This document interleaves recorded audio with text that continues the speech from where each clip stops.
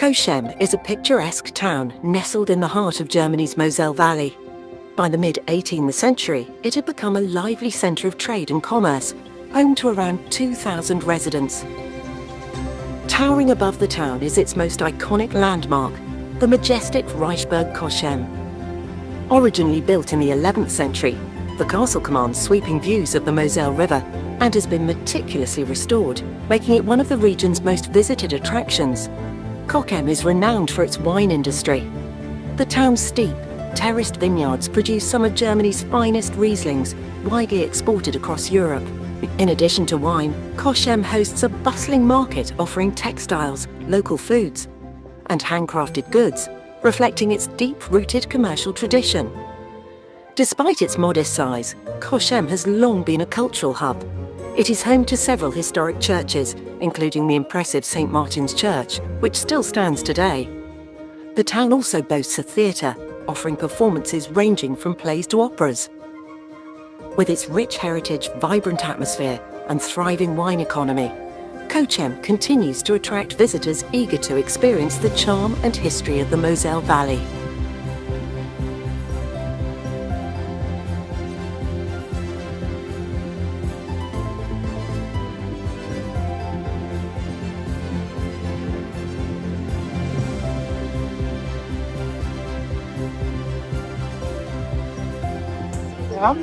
And people started being totally suspicious. They were like, huh? What's happening here? What kind of a truck is that? And then they started approaching, they started spreading. We're like, uh-oh, we are getting in trouble here. And what happened though is, since people started asking questions, they had a solution. The solution was that they would invite people to a reunion, and they had the contracts ready already, telling people, okay, you know what? We meet all of you here for this and this reason.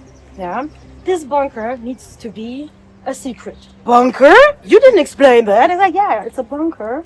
And we promise you a safe spot with us here. So,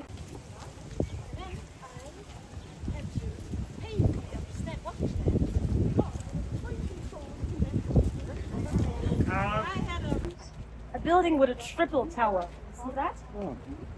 This onion tower. Yeah.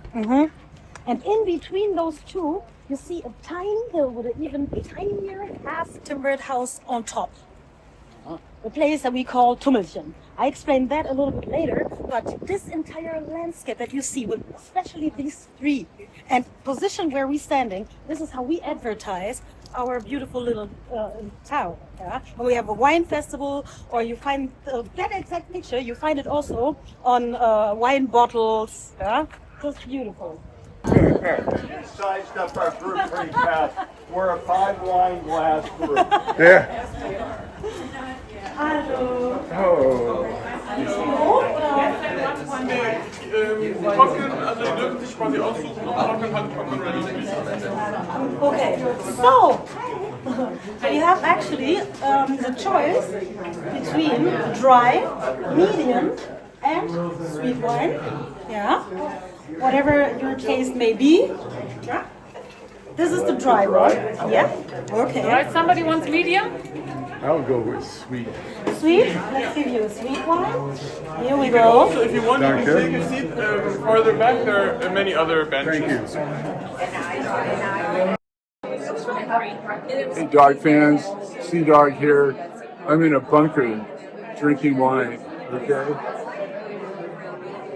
It's a lot of wine here. 90 minutes ago, they gave us wine on the boat. Now we're in a bunker across the street from the boat, and we're drinking more wine.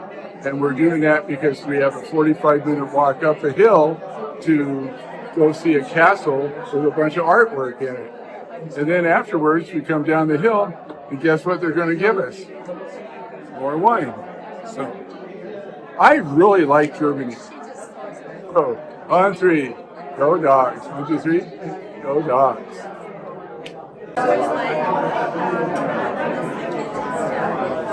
They all have our opinion, so we give it total, and then they Okay, Sea Dog here, and I'm going to ask some of these huskies and a cougar, what do they think of this latest batch of wine that we have? We're going to start here with Chris first.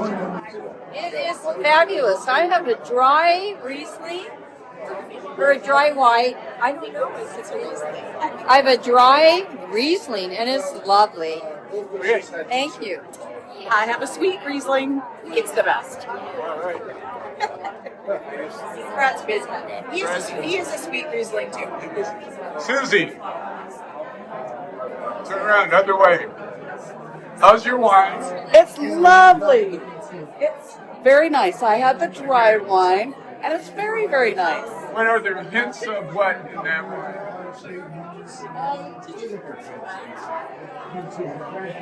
It's a little bit of floral. Okay.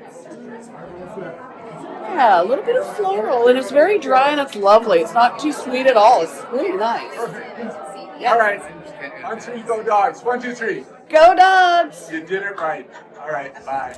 Please. Can I ask you a question? Yes, please. Pleasure boats. I don't see very many of them on the river. These guys down here. Oh, yeah, you know, we do have a lot of these, but the thing is, we most of them you will find them in Dreiskaden, for example. That's where most of them are parked. We have a lot of sites like that. This is little, here, but in Dreiskaden it's huge.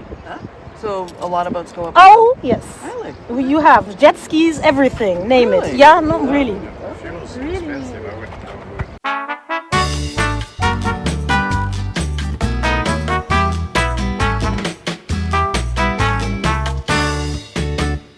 And now all of you turn around and look at how Cochem looks like. Now you see all the houses. See, remember when we were landing in front of the ship, obviously it was impossible to see it. Yeah? And it goes even further than that.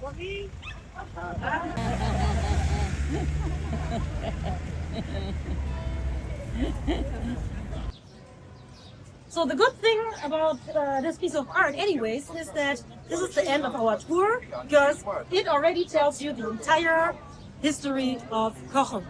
Very welcome. It was really nice to meet you. Yeah, and see you next time. Yay! So there's a misconception. A lot of people think that the very first settlers here were actually the Germanics. That was not the case. The first settlers here were the Celts, about 500 before Christ. After the Celts came the Romans, exactly, and they brought their thank you, their wine. I love it. He's ending my sentences. Well, exactly. And the thing is, they love red wine. They were in deep shock when it was time to harvest. And these grapes still didn't turn red. We're like, what is happening? What is happening? These things, they stay green. Tasted them, okay, let's see what we can do with that. And they tried to master a beautiful wine with that. And apparently it tasted like vinegar at the beginning. So they mixed it with milk and honey to make it taste somehow. But eventually they became experts. And we are very well known, of course, for the Riesling. But there's one wine that's even older than the Riesling. And back then it was the wine for the poor, called Albus, from the word wine, Albus. And now it's very well known as Elbling. So, who came after the Romans? The Franks. And the Franks, they came from... France? No, they didn't come from France. They came from Spain, Pyrenees. Oh. Uh-huh. Okay. Yes. What do I know? And when we take a little look up there, we see a Frank king, Karl Otto III, sitting on the throne. His relationship to this town is he was actually the beau-père. What is beau-père?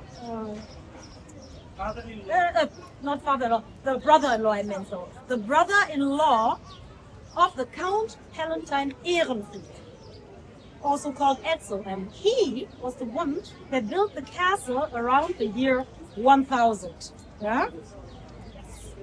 Now, another thing that I really like to mention is the very first mentioning of Cochem, Villa Cochem, 866. The original word was Cochem. Cochem. You know what Cochem means? That's the fireplace. A fireplace. Where do people cook? Fireplace. No, in the kitchen. Including its people and the castle to church. Therefore, now you saw one hand and two keys. Because now it was not only the king who had a say here anymore. Let's stop right here. I'm drawing a line here, but you from behind come please a little bit closer. Exactly. Now it was not only the king anymore, but church. Big influence. Yeah? And of course he said that, oh, I will pay my dues back. He never did that until this place even became a French department. Now, before we speak about this, let's take a look up there. You see that hill? Those are real high water marks. Yeah? The explanation for that is pretty easy. The valley, Eifel, Hunsrück, the snow was melting. We didn't have canalization back then. Yeah? And the meanders were different. It was not as curvy as it is now. Yeah? There was something that happened back then. There was an ice tide. It happens very rarely that the Mosel was frozen. Yeah? But in this case, that was the reason. On our way back, I show you some more authentic ones, yeah, that from nowadays. Well, that's cool. Oh, sorry. Actually, was paying attention. In the Middle Age, animals were just as accountable as human beings. Therefore, they were punished the same way as well. The vintners, they closed their vineyard from August to the end of October, and nobody was allowed in except for him and his helpers. Even a shield outside prohibiting the entry. This goat decided to go in there anyways. Two men saw the goat and they asked him, hey, what are you doing here? Can you not read? The goat replied. What did he reply? No, he didn't. He said, bleh. Exactly, what?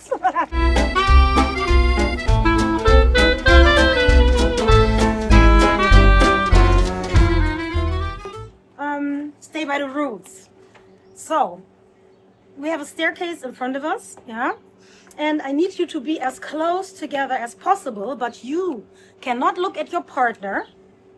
You cannot look to the left or to the right. You have to please look onto the flag, and after that staircase, you try to spread so that you're very close together. I will start waving this thing, and you will see a tree. You will try to look at the tree and at the flag at the same time. Try to actually look through it, okay? Don't look back, don't look to the left or to the right, or to your partner, okay? That is the rule. Let's start now.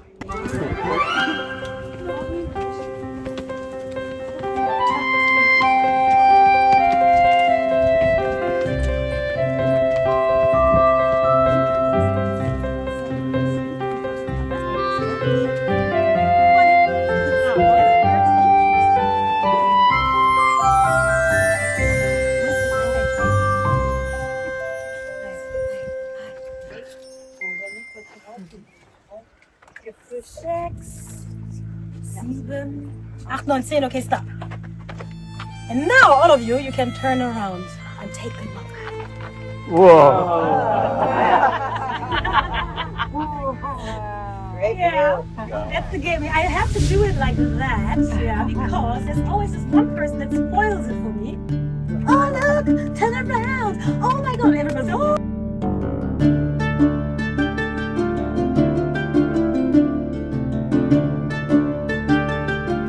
The Imperial Castle in Cochem is more than just a castle. The old walls, which throne majestically over the Moselle River valley, are an invitation for every history and culture enthusiast to enjoy a beautiful afternoon in one of the highest hill castles on the Moselle River. Soaring over Cochem on a mighty crag, the largest castle on the Moselle charms the eye with its delicate bays and imposing battlements. The medieval castle, which was heavily damaged while in the possession of the electoral princes of Trier during a war of succession, was bought and lovingly restored in the neo-Gothic style associated with German castle romanticism in the 19th century by the Council of Commerce Louis Ravenet. Guests will be delighted by the impressive interiors of rooms such as the Knight's Hall, the Dining Hall, the Trophy Room and the Bower.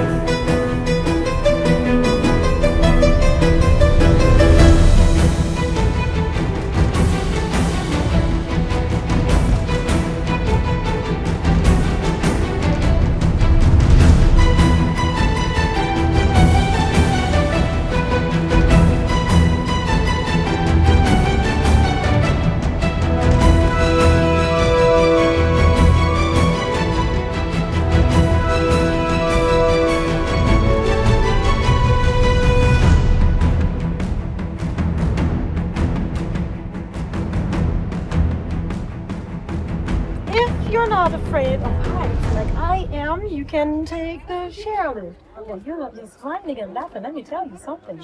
My family came to visit from France. Yeah? Yeah, I heard that part. They wanted to go to the park. I was like, yeah, okay, let's go. Let's hop in the car. When we were walking through Cochem, yeah, let's hop in the car. And all of them were looking at me. And I was like, Bianca, you know that, we know that there's a chairlift, right? And everybody was looking at me. Yeah, you know, but, And they were like, Bianca, come on. What are the odds? What is it that you're thinking would happen when we're sitting on there? I'm like, no, it's deep. And then they're like, come on, we're all together. I was like, oh, okay. So I told them when we were there, I was like, okay, let me go first then, because I want to reach that place as fast as possible. So they were like, yeah, no problem, okay, go. So I was sitting there, and I didn't want anyone next to me because I was scared that they'll make fun and then they start bouncing or anything. So I wanted to sit there alone. And I was sweating already, and this thing goes off, and I'm looking down on Slade, and it's very steep. It's very, very steep. It's one of the steepest, in Germany anyways. And guess what happened? It stopped. It stopped. It stopped. Somewhere in the middle, really, it stopped. And I was really sweating. I almost cried. I was shaking. I was nervous. It was a total nightmare for me. And I was sitting there and I was like, oh. And then you hear that voice saying, oh, due to technical difficulties, blah, blah, blah, we will stay here for a few moments. Be patient. I was like, oh, no. And then I forgot my family at first. And then I turned around to see their faces. And guess what? All of them, they were looking at me and they were like this, laughing. Trying to hide that they are laughing about me. I was so mad at them. Yeah, it was not their fault, but I was so mad at them. And now, guess what? The worst part was, there was right in front of me. There was a school class, and there was this. I will never forget that. This little boy, he looked like a little angel. I will never forget this look. This boy, he had huge red curls. He was so cute, cute looking, with freckles on the face. So sweet, But he was really Satan. He was mean, and he started bouncing on that thing, and I was like, stop it, stop! Because I was scared that we were falling or whatever, and he found it very funny and started laughing. And I was screaming, stop it! No, if you don't stop, no. This park is not huge enough for me not to find you. I will spank you for your parents. That's what I told him. And guess what? He probably was always one step ahead or one step behind me. He was never where I was. I didn't see him anymore. Well, and after that we had an appointment in Cochem, me and the family, because we wanted to go, we had a place reserved. We wanted to go to a restaurant. They drove back with the chairlift, and I reached them much later because I took the bus thing to Cochem. 45 minutes later, I'm arriving. I was mad because they already had snacks because they were so hungry that they couldn't wait anymore. Last time that I took this chairlift, really. Anyways, also pretty interesting. Now everybody, look on the left side. You will see another hill with the ruins of another castle. Yeah? Those are the ruins of the castle of Winneburg. This is what it's called, Winneburg. Yeah? It's this castle was built a little bit later than that one. While this was around the year 1000, this was 1300. Yeah, around that year. Ravenet, who built that, he rebuilt the ruins. Because Louis XIV came to attack, if I remember, I mentioned that. So, Louis XIV, the Sun King, he came and destroyed this beautiful castle, and it stayed in ruins for the longest time until there was a rich commerciant who was actually in the steel industry, and he bought the ruins of the castle and rebuilt it in this beautiful